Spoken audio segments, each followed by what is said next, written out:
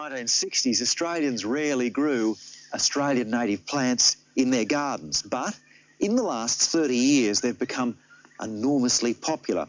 Now, one of the people who pioneered Australian native plant development was Merv Hodge, who lives about 30 kilometres south of Brisbane. He has a magnificent native garden featuring mainly grevilleas. Well, you've certainly got a lot of beautiful grevilleas here, Merv. Yes, they're a great enjoyment to me. I've been interested in them for a long time. This is Grevillea from Burke range. It's a hybrid, and it's very similar to the better-known Grevillea Sandra Gordon. They're the same cross, but they occurred in different places. This one is not quite as gaudy. No, that's Grevillea venusta, and you can see the flowers are great. They're very unusual colour, but lost amongst the foliage. A great one for attracting the smaller honey eaters. The previous ones I mentioned usually attract the rainbow lorikeet and the noisy firebirds that you can hear in the background. How many different varieties of grevilleas would you have here, Merv? Oh, there's more than 150 counting species and hybrids. Most of them are species. I've got Grevillea dry, which has large branching flower spikes. Grevillea glauca, which is known as the bushman's clothes peg because bushmen in days gone by used them for that purpose. And I've got Grevillea ruby red, which is a prostrate form of Grevillea bankside. The best prostrate form, I'd say, of Grevillea bankside. And some of the ones here are actually grafted. Yes, there's quite a lot of them are grafted. Amongst those are Grevillea wickami in a couple of forms and Grevillea nudiflora. It gets its name from the bare stems that where the flowers are born, and they're right away from the foliage of the plant. Oh, nude flowers. Nude flowers, that's correct. Now, of course, this is a native garden, but not everything here is a grevillea. No, I've got a number of eucalypts. There's Eucalyptus phoenicia, a northern orange-flowered plant, and Eucalyptus tychocarpa, which it comes in a number of different colour forms. And to be sure of those colour forms, of course, you need to graft that as well. You've got a fairly unusual technique of grafting the grevilleas, Merv. Yes, Don, I noticed that some years ago that when I grafted some of the plants that the buds were breaking through the grafting tape, and I felt that if it was doing it there, it might do it all the way up, and this would save us using bags over the top of the graft to stop it from drying out. So basically, how do you do the graft? Well, you'll select the right scion and rootstock, and you've got to match them up for size, and they need to be healthy and vigorous. And I do a splice graft, which is a fairly simple one. You've got to hold it together while you wind on Nesco film. And Nesco film is a film that breaks down in ultraviolet light after some time, and it means you don't have to adjust it or remove it. I used the nail because I was too fumbly fingered when I tried to use the Nesco film on its own, and I found that I'd frequently twist the tape, and this in fact will strangle the plant and give you a bad graft. So the nail helps considerably to manipulate the tape onto the scion. With this technique of grafting, you basically hardly leave a single leaf on the top bit. Well, sometimes I leave the tip leaves on, as you saw, but on other occasions, if the material is a bit thick or a bit long, I just take the top straight off. As long as you've got good dormant buds in the leaf axils when you're binding them in. And now what? Off to a shade house? Off to a shade house to protect them from the elements. So you need to keep the plant in conditions where it won't get under stress.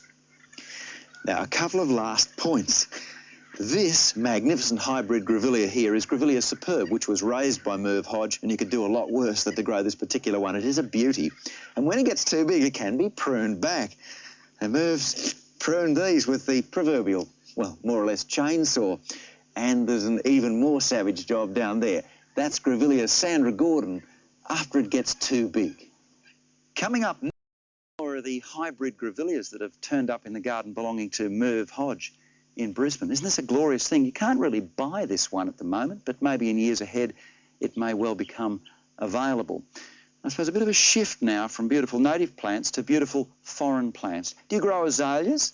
Well, there's so many wonderful types of azaleas perhaps people are not familiar with, and for that story it's over to Peter Valder.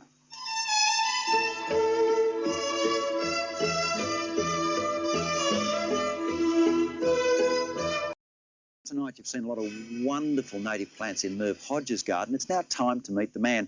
He bred some fabulous native plants in the past, is still breeding them, but one of the great ones is, I suppose, my favourite grevillea of all, one called Superb.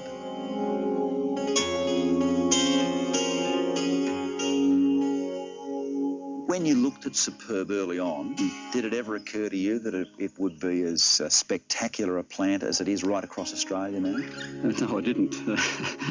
I'm elated, but no, I didn't expect it to take off the way it did. It was more or less released as a whimper, and it's certainly made its mark over a period of time. And still, there are still others that are coming? Oh, I think it's endless. It's endless. Going for some low-growing ones? Mostly, yeah. Whilst I like a lot of the big plants, they're okay on acreage like this, but of course a lot of the smaller gardens, people want smaller plants, so they're the things that I tend to aim for. Now, your native garden looks good. Partly, of course, it's fairly young, but what are the tips to get something looking this good? Mostly what I'd suggest, if you've got big open areas that you want to get going, get some Roundup and kill all the grass out. If you want to dig it over, that's fine, but I'd have to admit that we didn't. We only dug holes big enough to take the plants that we're putting in, and they were mulched. All right, but you're obviously a vicious person. Yeah, I viciously prune at times, and sometimes it pays off very well. Other times I can kill plants. If you remember 1990, you came here and you showed a shot of Grevillea Sandra Gordon that I'd viciously pruned, and I'm afraid I killed it. But with natives, though, that's the right attitude. Oh, if they've gone gangly, prune them hard. Yeah. If they do die, well, it's no loss. No, that's right. You might as well not have the plant anyway, so you're better off to replace it.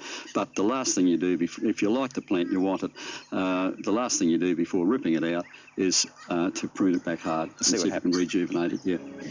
Somebody's at home, they've never grown a native plant in their lives. Can you suggest a few? And don't be embarrassed about your own. A few to start with. Well, Robin Gordon and Superb be worth thinking about. Keep it in mind that some people are allergic to them, but they're in the minority. I'd also go for Misty Pink, which is a moderate-sized plant that flowers the whole year round. Moonlight, if you want something a bit bigger. So for small gardens, I'd go for Misty Pink for the long flowering and the smaller size.